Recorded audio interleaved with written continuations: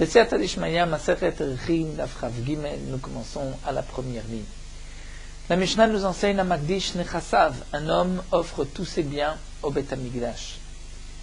Ve'aita alav Ktovat Isha. Et il y avait la Ktuba d'une femme, c'est-à-dire il était marié et il doit, en cas de divorce, le montant de la Ktuba à sa femme. Lorsqu'il a offert tous ses biens au Beth Amikdash, il n'a pas offert le montant de la Ktuba. S'il divorce de sa femme pourra prendre le montant de sa Ktuba des mains du Hekdesh. Donc Rabbi Eliezer, Omer Rabbi Eliezer nous dit que Shigarshena Yadur Na'a. Lorsque cet homme va divorcer sa femme, s'il désire divorcer sa femme, Yadur Na'a, il devra faire le neder de ne pas profiter de sa femme, c'est-à-dire il fait le neder de ne jamais la reprendre. Pourquoi? Peut-être que cet homme-là veut simplement récupérer l'argent de la Ktuba des mains du Hekdesh. Et donc il veut divorcer maintenant de sa femme et ensuite la reprendre. Lorsqu'il va divorcer de sa femme va prendre le montant de la Ktuba des mains du Hekdesh et ensuite lui va la marier, va épouser, et donc il récupérera l'argent de la Ktuba. Donc pour cela, Rabbi Eliezer nous dit, pour que cet homme-là ne ruse pas, ne fasse pas de ce que nous allons voir par la suite dans la Mishnah, ne fasse pas de knunia, c'est-à-dire de ruse avec le Hekdesh, il doit d'abord faire le neder, que s'il divorce, il ne la reprend pas. Rabbi Yehoshua dit non, ce n'est pas nécessaire. Nous verrons, nous expliquerons cette marloquette dans la Gemara. Kayotse Badavar, de même, Kayotse Badavar, quelque chose de semblable, Amar Rabban Shimon Gamliel a dit, Af Haarev Leisha Bektubata, un homme qui s'est porté garant du montant de la Ktuba d'une femme, Ve'aya Baala Megarsha. On va prendre l'exemple que Reuven est marié, a demandé à Shimon au moment du mariage d'être garant sur le montant de la Ktuba. Si Reuven divorce de sa femme et que lui ne paye pas le montant de la Ktuba, la femme va se tourner chez le Harev, chez le garant, c'est chez Shimon. Donc nous dit Rabban Shimon Gamliel, celui qui est Harev, l'Isha Bektubata, qui s'est porté garant du montant de la Ktuba d'une femme, et qu'aujourd'hui le mari, on l'a appelé Reuven, divorce sa femme, alors là aussi on dira Yadirena Anaa, que Reuven doit faire le vœu de ne pas profiter de sa femme, c'est-à-dire il va s'interdire à jamais de reprendre sa femme. Et pour quelle raison? De peur qu'il veut simplement ruser et un coup monté sur les biens de son prochain de Shimon, puisque sinon, s'il ne fait pas ce neder, il peut divorcer de sa femme afin que sa femme prélève le montant de la Ktuba des mains de Shimon si son mari n'a pas d'argent, et ensuite lui va reprendre sa femme et va profiter des biens que sa femme a récupérés chez Shimon. Donc pour cela, nous dit Rabban Shimon Gamliel, il faut que le mari, au moment du divorce, s'engage par un neder à ne jamais reprendre sa femme. La Gemara va reprendre la première marloquette entre Rabbi Eliezer et les Chachamim et Rabbi Yehoshua concernant le din du Hekdesh. Est-ce que s'il a offert ses biens au Beth Amikdash et qu'il divorce de sa femme, est-ce qu'il doit faire le neder de ne pas la reprendre? Rabbi Eliezer a dit que oui, Rabbi Yehoshua a dit Enot Sarir. Bema et Kamuflige, quelle est leur marloquette? La Gemara explique Rabbi Eliezer Savar Adam Osek Nunia la Hekdesh. Rabbi Eliezer pense qu'un homme fait une knunia, c'est-à-dire fait une ruse, un coup monté avec le Hekdesh, et donc c'est pour cela qu'il doit faire le vœu de ne pas la reprendre. Même avec le Hekdesh, un homme peut arriver à divorcer sa femme pour la reprendre, pour récupérer l'argent du Hekdesh. Rabbi Yehoshua Savar non, en Adam Osek Nunia la Hekdesh. Rabbi Yehoshua dit non, un homme ne fait pas de knunia. S'il divorce, c'est que vraiment il veut divorcer. Étant donné qu'il a offert tous ses biens au Hekdesh, l'argent appartient dorénavant au Hekdesh, l'homme ne va pas chercher à récupérer. Rabbi Eliezer, lui, n'est pas d'accord, pense qu'un homme va ensuite essayer de récupérer son argent. Peut-être qu'il a changé d'avis, au départ il a voulu tout offrir au Hekdesh, ensuite il regrette, donc c'est pour cela que, d'après Rabbi Eliezer, il doit faire le neder de ne pas reprendre sa femme. Alors la Gemara nous dit, mais si d'après Rabbi Yehoshua, un homme ne fait pas de knunia à la Hekdesh, ve'ela Ah, de Amar Ravuna, ce que Ravuna a dit, Shriv Mera Shigdish Kol Nechasav, fait Amar Mané le Ploni, un homme Shriv Mera, qui est sur le point de mourir. Shigdish Kol Nechasav, il a offert tous ses biens au Ekdesh. Fait Amar, il dit, Mané le Ploni Biyadi, mais j'ai un mané qui ne m'appartient pas, qui appartient à un tel. Ce mané, c'est cette pièce d'argent, se trouve dans mes mains Biyadi. Neeman, on le croit. C'est-à-dire que donc le Ekdesh va prendre tous les biens de cet homme, sauf ce mané qui n'appartient pas au Shriv Mera, qui appartient à ce plomb. Pour quelle raison? Chazaka en dam ose knunia la Ekdesh. On a une chazaka qu'un homme ne fait pas de knunia, ne ruse pas avec le Ekdesh. Lorsqu'il a dit, c'est un mané, ce mané, j'ai un mané qui ne m'appartient pas, il ne va pas ruser avec le Ekdesh. Donc c'est sûr que ce mané ne lui appartient pas. Alors on nous dit, est-ce que cet enseignement de Ravuna n'est qu'une machloket tanaïm, c'est-à-dire que c'est l'avis de Rabbi Yehoshua, mais Rabbi Eliezer n'est pas d'accord, puisque d'après Rabbi Eliezer, Adam osek nimi ala Ekdesh, donc on ne devrait pas le croire que ce mané appartient à ce ploni. Et la Gemara va répondre l'eau, non, atkan l'obligé la bébari, toute la machloket entre Rabbi Eliezer et Rabbi Yehoshua, est-ce qu'un homme va faire une knunia au Ekdesh? C'est seulement bébari, si un homme est en bonne santé et qu'il espère donc récupérer le montant de la ktuba, aval bishriv mera, mais un homme qui va mourir, il est sur le point de mourir. Lorsqu'il dit j'ai un mané qui ne m'appartient pas, la divra kol adam osek nu al Ekdesh. C'est sûr que cet homme-là ne veut pas ruser contre l'Ekdesh. Maïtama, pourquoi un adam chotev lolo? Un homme ne faute pas si ce n'est pas pour lui. Un adam chotev lolo, fauter pour ploni. Un homme ne va pas fauter dire ça. J'ai un mané qui n'appartient pas au Ekdesh, qui appartient à un tel pour faire plaisir à ce ploni. Un homme peut fauter pour lui-même. Donc comme on l'a vu, là il va divorcer pour reprendre ensuite sa femme, pour récupérer l'argent du Ekdesh. Mais pour donc un Shriv Mera qui va mourir, là il n'y a pas de crainte. Donc le din de Ravuna est d'après tout le monde. Oui, Kadamri, d'après une autre version, l'Agma nous dit Bebari de Kulal Malopligé de Adam Oseknu al Ekdesh. On pourrait dire qu'en vérité, même Rabbi Yehoshua est d'accord avec Rabbi Eliezer que si c'est un homme en bonne santé, dans tous les cas, on pense que Adam, on va suivre la Girsa sur le côté que des Adam Oseknu al Ekdesh, d'après tout le monde, donc même Rabbi Eliezer et Rabbi Yehoshua sont d'accord qu'un homme en bonne santé risque de faire une ruse, de ruser avec le Ekdesh pour récupérer le montant de la Ktuba. Et ici, pourquoi Rabbi Yehoshua dit que Enot Sarir? C'est une autre machloket. Beneder Shudar Berabim Kameflige. La machloket, comme la Gemara va l'expliquer, c'est d'un neder qui se fait Berabim en public. Est-ce qu'un neder qui se fait en public, on peut l'annuler ou pas? C'est là la machloket entre Rabbi Eliezer et Rabbi Yehoshua. Mar Savarlim pense, Yesh lo afara, que même un neder qui s'est fait en public, on peut l'annuler. Donc si on peut l'annuler, on peut faire Atarat Nedarim. C'est ce que pense Rabbi Yehoshua et notre Sarir, c'est-à-dire que ça ne sert à rien de faire un neder puisqu'il peut ensuite l'annuler. Omar Savar, mais l'autre, c'est-à-dire Rabbi Eliezer, pense que non, En lo afara. Il ne peut pas l'annuler puisqu'il a été fait en présence de Rabbim, de beaucoup de gens. Donc on ne peut pas l'annuler ce neder, c'est un neder qui est plus fort, puisqu'on ne peut pas l'annuler, et c'est pour cela qu'on lui demandera de faire le neder lorsqu'il divorce de sa femme, de ne pas la reprendre. Ve'ibaïtima, où la Gemara propose une autre réponse. En vérité, des Kulalma neder shudar berabim yesh lo afara, que d'après tout le monde, Rabbi Eliezer comme Rabbi Yehoshua, un neder qui a été fait en public, yesh lo afara, il peut être annulé. Ve'afra ici la machloket ben neder shudar al da'at rabim kameflige.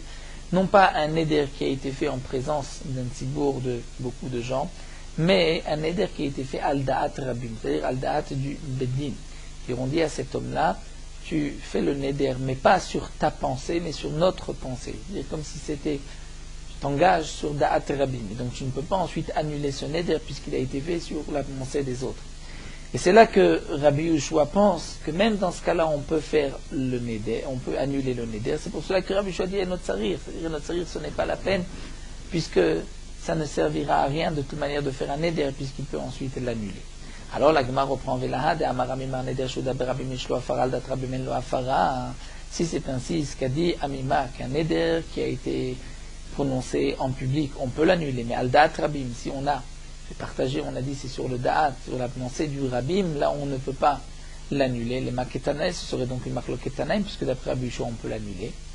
Donc est-ce que les maketanaï amra le shma'atek, cet enseignement de Amima, on a été dit que d'après Rabbi Eliezer et pas d'après Rabbi Yehoshua. Et tout, de plus, Rabbi Yehoshua mer enot tsarir. Dans la Mishnah, c'est marqué que Rabbi Yehoshua dit enot tsarir, c'est-à-dire il n'est pas nécessaire. D'après ce qu'on vient d'expliquer, ce n'est pas que d'après Rabbi Yehoshua, il n'est pas nécessaire, mais eno mo'il mevayele. Le Tana aurait dû dire Rabbi Yehoshua eno mo'il, c'est-à-dire ça ne sert à rien de faire un neder, puisque de toutes les manières, il peut l'annuler. Dans la Mishnah, c'est marqué eno tsarir, c'est-à-dire ce n'est pas nécessaire. Et là, alors la Gemara reprend en vérité leur marloquette, on peut l'expliquer ainsi. Beshe'ela de'ekdesh kamiflige. La marloquette, c'est est-ce que on peut changer d'avis lorsqu'on a fait un éder, on a voulu offrir, on a offert tous nos biens au Ekdesh, est-ce qu'ensuite on peut aller chez un Chacham et faire atara de ce néder et donc d'annuler le Ekdesh? C'est là que nous avons une marloquette. Comme nous allons le voir, Vatania, nous avons une braïta qui rapporte donc aussi cette marloquette de Amagdish Nechasa Vaïta Lav Ktovetisha. Donc à travers la braïta, nous allons expliquer notre Mishnah. Un homme qui offre tous ses biens au Beth Amikdash Vaïta Lav Ktovetisha. Et donc il avait le montant de la Ktuba de sa femme parmi ses biens. Rabbi Eliezer Omer, Rabbi Eliezer dit que Shum Megarsha Yedura Na'a, s'il veut la divorcer, il doit faire le neder de ne pas la reprendre. Rabbi Yehoshua Omer Enot Tsarir. Rabbi Yehoshua dit non. Enot Tsarir, ce n'est pas nécessaire. Amar Rabbi Eliezer Rabbi Shimon, Rabbi Eliezer Rabbi Shimon dit Hen divrei Bet Shammai, hen divrei Bet Hillel, cette machloket. Est-ce que il faut faire un neder ou un tsarir? Ce sont les paroles de Bet Shammai et de Bet Hillel. De quoi? Chez Bet Shammai, on Ekdesh Taout Ekdesh, Bet Hillel, on Ekdesh Taout no Ekdesh. Bet Shammai disent que si un homme a été Magdish, mais il s'est trompé, c'est une erreur, il veut revenir là-dessus, Ekdesh Taout Ekdesh, ça reste Ekdesh. Donc on ne peut pas non plus faire de Atarat Nedari, mais d'enlever ce Ekdesh. Le Ekdesh Taout, c'est dans le cas, nous dit Rashi, un homme dit le shor blanc qui sortira de ma maison est Ekdesh, et c'est un shor noir qui est sorti, un taureau noir. Bien, ce taureau est malgré tout Kadosh d'après Bet Shammai. D'après Bet Hillel, il n'est pas Kadosh. D'après Bet Hillel, donc on peut ensuite faire Atarat Nedarim à un Rav. Donc, reprenons notre marloquet. Rabbi Eliezer pense qu'on ne peut pas faire de Atarat Nedarim sur un Ekdesh. Et donc même s'il se rend chez le Ekdesh, il va dire mais je me suis trompé chez un Chacham, il va dire je me suis trompé, je ne voulais pas faire de Ekdesh. Et c'est une erreur, le Chacham ne peut pas annuler le Neder. Donc cet homme-là qui divorce de sa femme, en vérité il regrette le Ekdesh, mais il ne peut pas trouver de Chacham pour l'annuler. Donc il préfère faire cette Knunia, c'est-à-dire de divorcer sa femme, pour récupérer au moins le montant de la Ktuba. Donc Rabbi Eliezer dit qu'il devra faire Yadur Hana'a, c'est-à-dire s'interdire sa femme à jamais. Et Rabbi Yehoshua dit non, et notre sarir, ce n'est pas nécessaire. C'est-à-dire que cet homme-là, si vraiment il le regrette, il peut très bien aller chez un Rav et faire Atarat Nedarim, puisque d'après Rabbi Yehoshua, on peut annuler Nishalim à la Ekdesh. Donc cet homme-là, lorsqu'il divorce de sa femme, ce n'est pas pour récupérer le montant de la Ktuba, puisque sinon il peut simplement se rendre chez un Rav pour annuler le Ekdesh. Donc je n'ai pas besoin de lui faire ce neder, puisque de toutes les manières, lorsqu'il divorce, ce n'est pas dans l'intention de récupérer son argent, sinon il pourrait se rendre chez un Rav. Donc ainsi nous avons expliqué, d'après ce Ika de Amré, la marloquette entre Rabbi Eliezer et Rabbi Yehoshua. La Gemara continue, ce n'est pas tout à fait la girsa que nous avons eue dans la Mishnah, c'est vrai que sur place, le Shtam et Koubetset nous rapportait aussi de cette girsa. Donc, de même, Rabban Shimon Gamliel disait à propos du garant que si un homme s'est porté garant sur le montant de la Ktuba d'une femme et que le mari de cette femme veut la divorcer, il doit aussi faire le neder, le mari de ne pas la reprendre, pour ne pas faire cette knunia à ce coup monté pour récupérer l'argent du garant. La Gemara nous rapporte que Moshe bar Atzre, c'était le nom d'un homme, Moshe bar Atzre, Arva de Kalateare. Il était le garant du montant de la Ktuba de sa belle-fille. Et lorsque son fils, comme nous allons voir, s'appelait Ravuna, s'est marié, Moshe, le père, s'est porté garant du montant de la Ktuba. Ravuna Bere, donc Ravuna, son fils, Tsurba Merabana Nave, était un Talmid Chacham, mais aussi d'Achikale Milte. Il avait des difficultés de Parnassa, et donc, il était dans le besoin, il n'arrivait pas à subvenir aux besoins de sa famille. Amar Abaye, Abaye a dit, mais Lika de Nasfe Etza le Ravuna, y a-t-il personne pour conseiller à Ravuna, de l'Igaresh de Debitayou, il n'a qu'à divorcer de sa femme. Vetidba Ktubata me avoir, ensuite lui n'a pas d'argent, donc sa femme va demander, réclamer le montant de la Ktuba de son beau-père et du père de Ravuna. Velehadre miadre, ensuite lui va la reprendre, et ils pourront vivre avec le montant de la Ktuba. Amarle Rava, Rava lui a dit, Ve'anan, Vidorana Atnan. Rava lui a dit, mais pourtant on a vu que s'il divorce de sa femme dans un cas pareil, lorsqu'il y a un garant, on va l'obliger à faire le néder de ne pas reprendre sa femme. Abaye, qui a proposé cette idée, lui va dire, à tout kol de Megarej bebetin, à Megarej, tout celui qui divorce, il divorce au bedin, il va divorcer tout seul, devant deux témoins, et donc, à l'époque, il n'était pas nécessaire d'avoir un bedin pour un guet, lorsqu'il y a deux témoins, et que ça se fait dans les règles, donc c'est cachère. Et donc, de toutes les manières, Zabaï, personne ne viendra lui dire, fais ce neder. En fin de compte, les sauf, Iglaï Milta des Kohenavim. Il s'est avéré que Ravuna était un Kohen, et donc s'il divorçait de sa femme, il ne pouvait pas ensuite la reprendre. Amar Abaye, Abaye a dit, c'est ce qu'on dit, ce fameux principe ouvert, Batar Ania Azla Niyuta, que la pauvreté suit le pauvre. Ravuna était pauvre, et il n'a même pas le moyen de trouver, de pouvoir divorcer sa femme, puisqu'en plus il est Kohen. On voit que la pauvreté le suit. La Gemara continue et va poser juste une question, mais Mi'amar Abaye Achi, comment Abaye a pu donner ce conseil? Amar Abaye, pourtant Abaye a dit, Ezeu Racha Arum. Qui est-ce qui est appelé le Racha rusé? Ze'amasi etza limkor benechassim kremashim Gamliel. C'est lorsque un homme donne un conseil de vendre des biens comme Rabban Shimon Gamliel. C'est-à-dire, Rashi nous rapporte, nous avons une Gemara dans Masechet Ktubot, que si un homme avant de mourir dit, je te donne mes biens à Réhouven, mais après toi, les biens iront pour Shimon. Si Réhouven a profité des biens, a même vendu, Shimon n'aura rien. Rabban Shimon Gamliel donc dit, le deuxième n'aura que ce que le premier a laissé. Donc si un homme donne un conseil, dans un cas pareil, au premier à Réhouven et lui dit vend, et ainsi Shimon n'aura rien, ça c'est un rachat haroum, c'est-à-dire un rachat. C'est un homme rusé, rachat qui donne de mauvais conseils, puisque le mort voulait que Réhouven en profite, mais que Shimon aussi en profite. Donc la question est sur Abaye, comment Abaye peut donner de tels conseils de faire perdre de l'argent à ce Moshe Baratzre, même si c'est pour Bechor, même si c'est pour son fils. Et la Gemara va donner une réponse. D'abord, Bereshane. Pour son fils, c'est différent. Donc on pense qu'il n'est pas considéré comme un rachat haroum, si en fin de compte l'argent du père va être pour le fils, mais aussi Tsurba Merabanan Shane, en plus c'est un Talmid Chacham, donc là aussi c'est différent. Il y avait donc deux bonnes raisons, si on peut dire, pour Abaye de proposer un tel conseil s'il avait été possible. L'Agma continue Vetipokle des Arev des Ktuba lo mishtabet. L'Agma dit, mais de toutes les manières, le Arev d'une Ktuba, lorsqu'un homme se porte garant sur le montant de la Ktuba, il n'est pas chayav de payer. C'est-à-dire, ses biens ne sont pas hypothéqués, il n'est pas soumis, il n'y a pas de shiboud, puisque comme nous allons le voir, un homme qui se porte garant, en vérité, ne fait qu'une mitzvah de permettre ce mariage, mais ce n'est pas qu'il s'engage sincèrement. Et la Gemara répond Kablan Have. C'était un rêve Kablan, c'est-à-dire un rêve où Ravuna avait donné donc à sa femme des métaltim, c'est-à-dire des biens mobiles au moment du mariage pour la Ktuba, et elle les a donnés au père. Donc là, le père s'est porté garant, mais c'est plus qu'un simple garant, il est Aref Kablan, puisqu'il a pris les biens, donc dans ce cas-là, il s'est engagé. Alors la Gemara dit, mais ça c'est Hanichalemadamar Kablan Afalgav de Nechassim Lelove Mishtabe. Ça encore, on pourrait expliquer que c'est seulement le Aref Kablan, que même si le lové qui a emprunté n'a pas d'argent, donc le Aref Kablan s'engage. Et l'Almadamar Kuit le Mishabed le Mishtabed, Maïkale Mimar. Mais si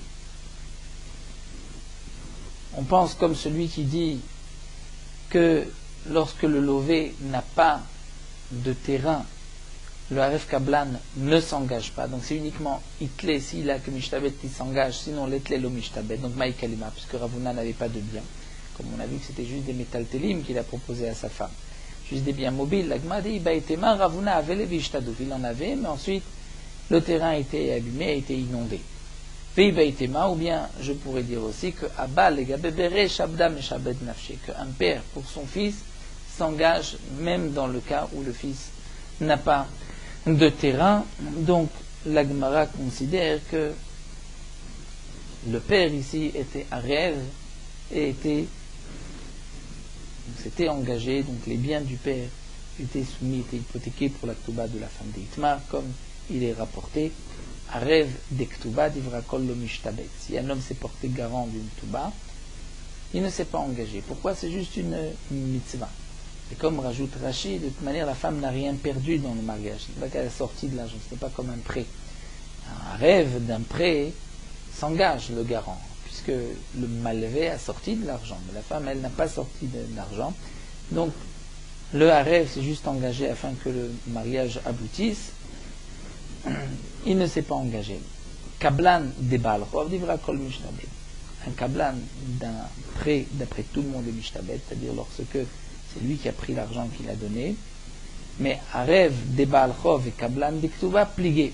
Si c'est un simple garant d'un Baal Chov qui n'a pas pris l'argent dans un prêt ou kablan de Ktuba, ou quelqu'un qui s'est porté à rêve kablan d'une Ktuba, pligué, là il y a une machloket. Et kaleman damar, d'après certains, itlenir selove mishtabet, letlelo mishtabet, c'est uniquement si celui qui a emprunté a des biens immobiles, des biens immobiliers, c'est dans ce cas-là que mishtabet il s'engage le kablan, sinon letlelo mishtabet, sinon il ne s'engage pas. Et kaleman damar, d'après un autre mandamar, afalgad letlelo mishtabet, que même s'il n'a pas, il s'engage. Il chetab bekulhu, halakha dans tous les cas, c'est afalgad letlelo name mishtabet. Et dans tous les cas, même s'il n'a pas, il s'engage, même si le lové n'avait pas d'argent. Donc le harev s'engage, les bar mais harev de Ktuba, à l'exception du harev de la Ktuba, du garant de la Ktuba, d'Afalgav de Hitle lo mishtabet, que même si le mari avait de l'argent, avait des terrains au moment du mariage, le harev, le garant de la Ktuba, ne s'engage pas. Maïtama, pourquoi? Mitzvah ka'avid, parce que simplement il fait une mitzvah, il permet ce mariage, velomide chasri, il n'a rien fait perdre à la femme. Donc c'est pour cela qu'il ne s'est pas engagé. Simplement, il est là pour que la femme accepte, pour que tout le monde accepte ce mariage, mais il ne s'est pas finalement engagé. Donc là, la Gemara a expliqué juste cette marloquette, mais la réponse que nous avons vue, c'est que Ravuna avait de l'argent, avait un terrain qui s'est ensuite inondé, ou bien le père s'est engagé pour son fils, même si le fils n'avait rien. La Gemara continue avec notre histoire, au Gavra des Avnin ou les Mircé. Un homme avait vendu ses biens, les Kagarsha et des Bétaillou. Ensuite, il divorçait de sa femme. Donc sa femme allait ensuite prendre le montant de la Ktuba des acheteurs, puisque les terrains étaient hypothéqués pour la Ktuba. Shalcha Rav Yosef Bered de Rava le Kameh de Rav Papa. Rav Yosef, le fils de Rava, envoyait la question suivante devant Rav Papa. Arev Tnan, Egdesh Tnan, Lokeach Maou. Jusque-là, nous avons vu que lorsqu'un homme divorce de sa femme et qu'il y avait un garant sur le montant de sa Ktuba, il doit faire le neder de ne pas la reprendre. Nous avons vu aussi le din que si un homme a offert tous ses biens au Egdesh et qu'il divorce de sa femme, il doit aussi faire le neder de ne pas la reprendre. Mais l'okéach, lorsqu'un homme vend ses biens et qu'il divorce sa femme, est-ce qu'il doit aussi faire le neder de ne pas la reprendre? Est-ce qu'on craint l'aknonia que le mari veut la divorcer maintenant pour qu'elle récupère des acheteurs le montant de la Ktuba et ensuite il va peut-être se remarier avec elle, à Marley? Donc Rav Papa a répondu, mais bien sûr que dans ce cas-là aussi, il doit faire le neder. Tana qui rouchla, nershe benezil, tu penses que le Tana est comme un colporteur qui doit rapporter donc chaque cas, c'est comme un colporteur qui va dans chaque maison vendre sa marchandise, donc il va te dire Arev, Egdesh, Lokeach. Il t'a donné deux exemples, et de ces deux exemples, tu pourras déduire sur les autres cas. Mais Narde et Amre, mais les Chachamim de la ville de Narde ont dit, on pensait différemment que Rav Papa, on dit des Tnan, Tanan, de Lotnan, Lotnan. Ce qui est marqué, Arev, Egdesh, c'est marqué, mais le dîme de Lokeach, de l'acheteur, ce n'est pas marqué. Et pour quelle raison? Arav, comme Charchia, Hamishach explique Maïtama de Narde, quelle raison de Narde? Encore biche la Egdesh, mais je me révère de Egdesh. On comprend que pour le Egdesh, pour ne pas que le Egdesh perde de l'argent, donc on va demander au mari de faire le neder de ne pas reprendre sa femme. Arev Name, mitzvah ou d'Avad. Le Arev aussi a fait une mitzvah. Il ne lui a rien fait perdre. Donc, on va faire en sorte qu'il ne perde pas d'argent. Et donc, c'est pour cela qu'il faut faire le neder au mari. Mais elle a l'okéach, mais l'acheteur. Lorsqu'un homme achète un terrain, il sait très bien que celui qui a vendu le terrain est marié et qu'il y a la Ktuba d'une femme. Donc, Amaï Nizel Venisbon, pourquoi a-t-il acheté le terrain sans tenir compte du montant de la Ktuba? Donc, Yehuda Sidam Naché, s'il l'a acheté, c'est lui qui amène sa propre perte, c'est lui qui. Donc, c'est ainsi a perdu son argent. Donc, le mari pourra divorcer, on n'a pas besoin de lui faire le neder de ne pas reprendre sa femme. On continue avec une nouvelle soubia, toujours dans le dîme du Ekdesh. Magdish nechasav, va'aita alav ktuvat isha. Un homme est magdish, c'est bien. Va'aita alav ktuvat isha ou baal chov. Et il y avait, donc dans ses biens, le montant de la ktuba. Et Rachid nous dit, dans le cas où il avait divorcé avant d'être magdish, donc là il n'y a pas de knunia, ou baal chov, où il devait de l'argent. Eh bien, un aisha, yechola legabot ktuvata mina ekdesh. La femme ne peut pas venir directement prendre le montant de sa ktuba du Ekdesh. Le Baal Chov est trop beau. Et le Baal Chov aussi, celui qui avait prêté de l'argent à cet homme-là, ne peut pas récupérer son argent directement des mains du Ekdesh. Et là, à podé, almenat liten lisha biktubata, le Baal Chov est trop beau. C'est-à-dire, on doit d'abord racheter. Et comme nous dit Rachid, donc, les propriétaires vont racheter du Ekdesh, même avec une petite pièce, pour pouvoir rembourser, donner à cette femme Leisha Biktuvata ou Baal Chov est trop beau. Et pour quelle raison, nous explique Rachid? Parce que c'est sûr que le Ekdesh n'est pas chal, et il n'y a pas eu de Ekdesh sur les biens qui étaient hypothéqués pour la femme ou pour le Baal Chov. Seulement, Gzera, comme nous allons voir dans la Gemara, pour ne pas qu'on dise que le Ekdesh sort sans avoir été racheté, donc il suffit de mettre une petite pièce, de donner une petite pièce au Ekdesh. Un autre cas, nous dit la Mishnah, Igdish Tishin Mané. Un homme a été Magdish 90 mané. Vayachovo Mea Mané. Mais il devait à son prochain 100 mané. Eh bien, Mosif Od Dinar, ou Podet Anechassim. Il rajoutera un dinar. C'est-à-dire, nous explique Rachid. On va dire que Réhouven a emprunté de l'argent à Shimon. Réhouven a offert tous ses biens. Il avait 90 mané au Ekdesh. Mais il devait 100 mané à Shimon. Eh bien, Mosif Od Dinar. Shimon va lui prêter encore un dinar. Et donc avec ce dinar-là, Podé Tanechassim, Rouven va racheter les biens du Ekdesh,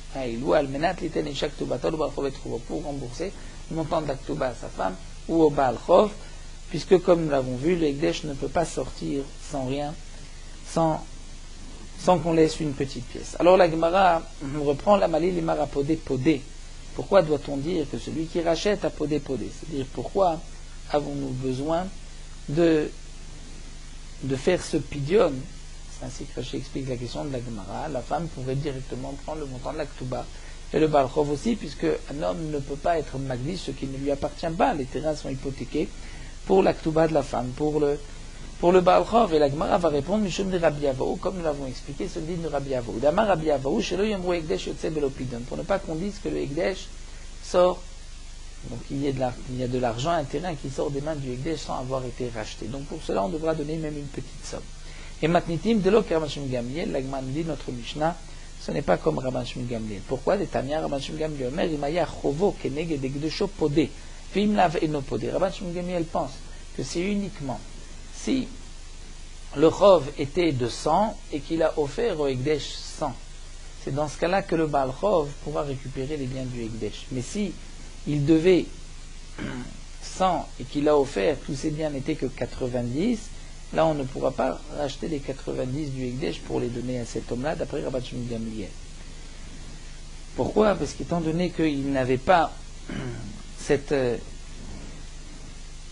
argent, et il n'avait pas le montant, donc Rachid nous explique, si lorsque Shimon lui avait prêté à Rouven 100, et que Rouven n'avait pas suffisamment de biens, il n'avait que 60, que 70 de biens. Donc Shimon savait très bien que lorsqu'il prêtait, ce n'était pas pour récupérer son argent à travers les Nechassim. Donc, lorsque Rouven a ensuite offert les Nechassim au Ekdesh, ce n'était pas pour...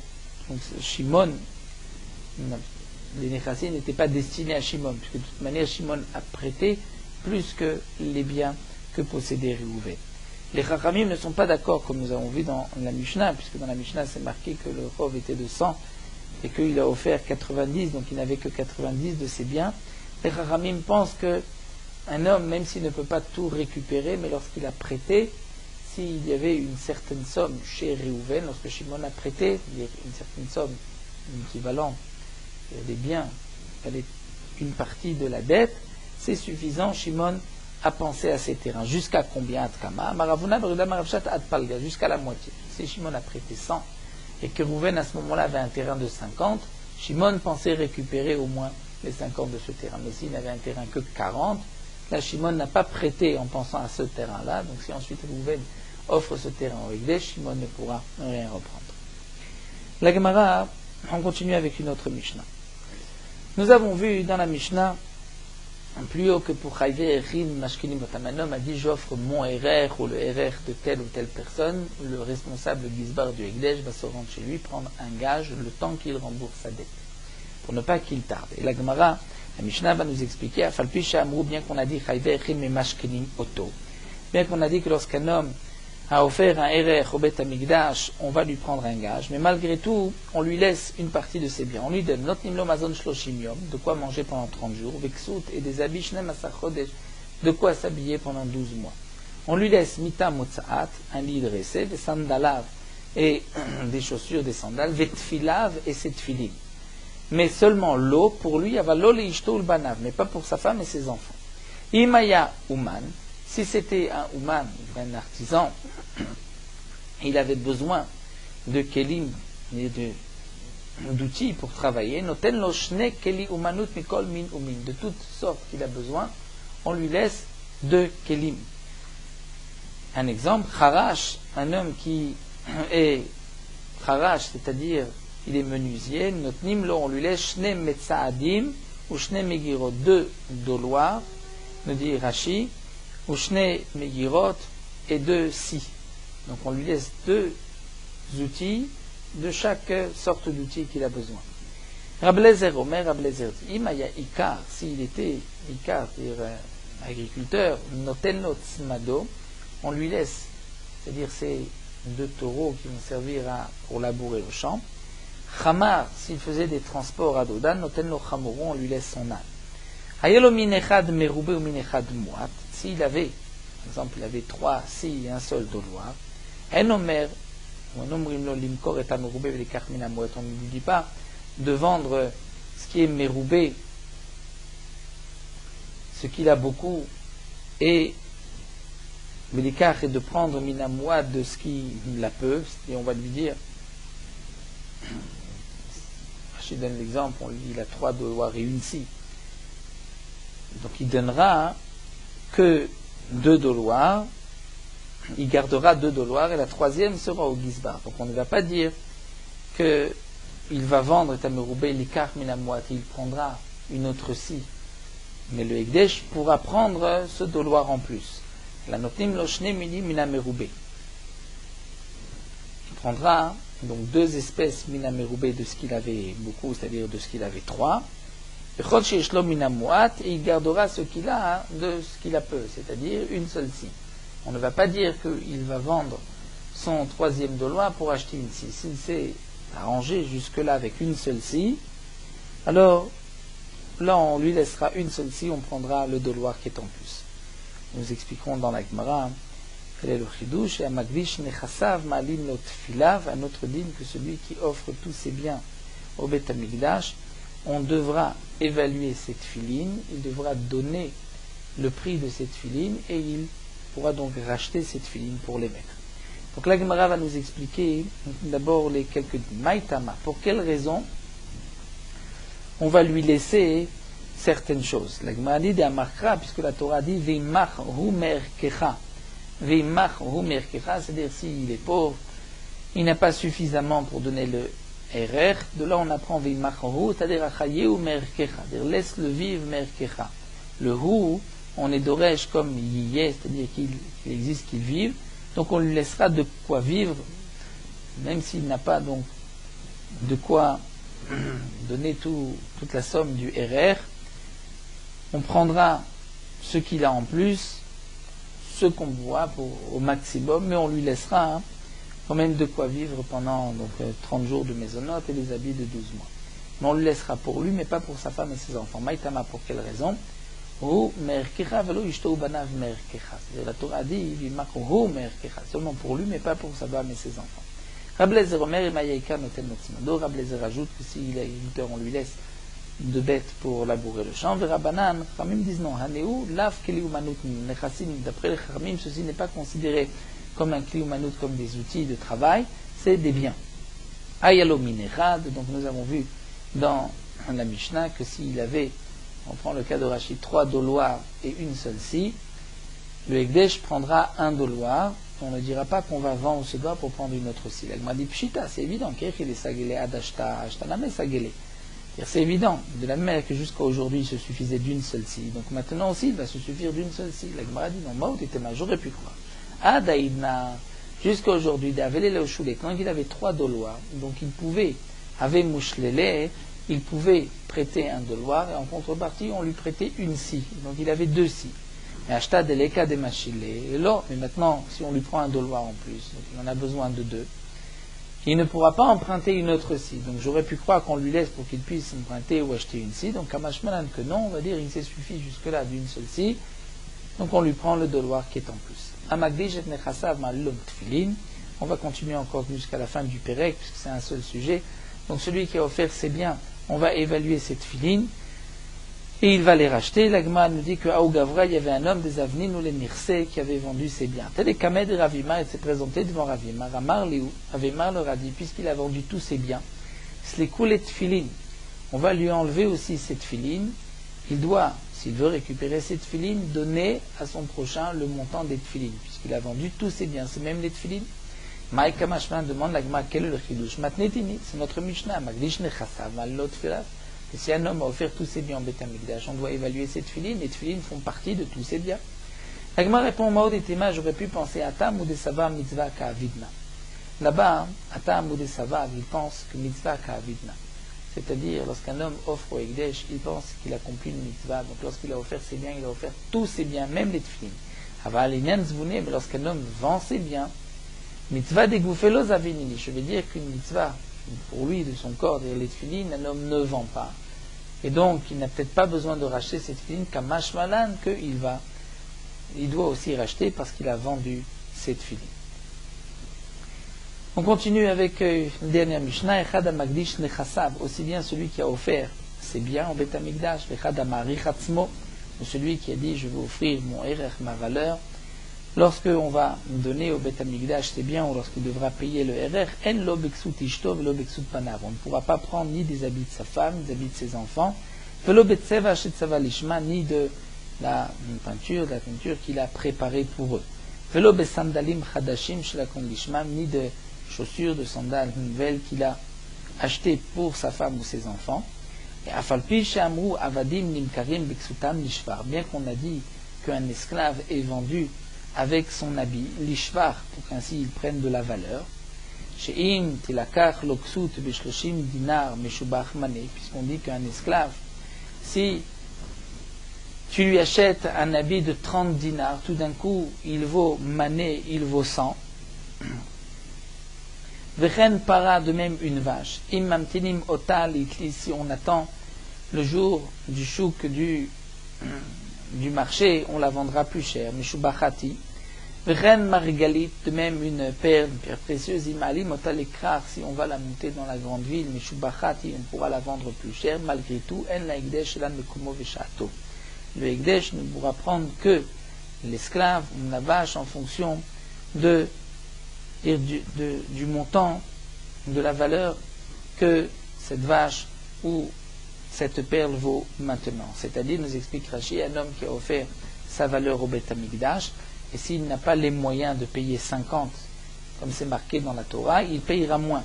Alors, s'il a un esclave qui aujourd'hui vaut 20, mais si on va l'habiller avec un habit on va acheter, lui donner un habit de 30, donc l'esclave pourrait être vendu une Rashi pour 100, pour 120, parce qu'il est Mashbiach Mané, donc il valait déjà 20. Grâce à un habit de 30, il vaut 120. Donc en vérité, l'esclave de cette manière vaut 90. On peut dire que cet homme-là a suffisamment, il a 90. Non, on dira En l'ekdesh la mekomo veshato, puisque l'esclave vaut 20, eh bien, on ne considère pas que si on lui avait donné 30, il vaut plus, donc maintenant il vaut 90, non, il vaut 20. De même pour la vache, on pourrait la vendre plus 60 le jour du marché, si maintenant elle vaut 40, il n'a que 40. De même pour la pierre ou la perle, le Hekdesh n'a que Mekoma, c'est-à-dire Mekomo Vishato sur le moment. Et l'Agma nous rapporte une braïta, Tanu Rabanan, Venatan et Erkecha Bayom Ahu, il donnera son RR ce jour-là, c'est-à-dire chez Loïché, Margalit, les Kalim. On ne va pas laisser la Margalit une perle, les Kalim, pour un homme qui garde, c'est-à-dire un homme qui n'a pas d'argent, on doit évaluer sa fortune. On ne va pas dire on va attendre de pouvoir vendre la margalite plus chère et de dire que cet homme-là donc a le montant du RR, puisque c'est marqué Venatan Techa Bayom Ahu, c'est en fonction du prix de la margalite ce jour-là. Un autre enseignement, Kodesh Lachem, de là on apprend Stam avec des shots le Bedek Habayit. Lorsqu'un homme dit c'est Ekdesh, c'est pour le Bedek Habayit, l'entretien du Bet Hamikdash. Hadran Alach Shuma Itomi, le 6e règle, c'est Abishmaya, terminant sur Morot Halacha, Veille de Rosh Chodesh, à la Tfila de Mincha. Certains ont l'habitude de dire Tfilat Yom Kippour Katan, comme il est imprimé, comme c'est marqué dans les Sidurim. Cette Tfila est appelée Yom Kippour Katan, un petit Yom Kippour, parce que par cette Tfila, on va demander à être pardonné des fautes de tout le mois, un peu comme la kapara du bouc de Rosh Chodesh, qui pardonnait à chaque Rosh Chodesh au Bet Hamikdash toutes les fautes des Bnei Israël pendant le mois. Les poskim ont marqué qu'il est bon de dire les piyutim de Yom Kippour Katan avant la Tfila de Mincha, puisque après Mincha, c'est déjà Rosh Chodesh, mais aujourd'hui le minhag commence déjà dans Rosh Chodesh, mais le minhag aujourd'hui est de dire les piyutim de Yom Kippour Katan après la Tfila de Mincha. Ce n'est pas toute veille de Rosh Chodesh qu'on dit Tfilat Yom Kippour Katan, puisqu'on ne dira pas Erev Rosh Chodesh Cheshvan, puisque ça tombe encore dans le mois de Tishri, on ne dit pas de Tachanonim, ni la veille de Rosh Chodesh Tevet, puisque c'est pendant Hanouka. Et de même, on ne dira pas Yom Kippour Katan, veille de Rosh Chodesh Iyar, puisque ça tombe pendant le mois de Nissan, on ne dit pas de Tachanonim. Et aussi, veille de Rosh Chodesh Tishri de Erev Rosh Hashanah, on ne dira pas Yom Kippour Katan.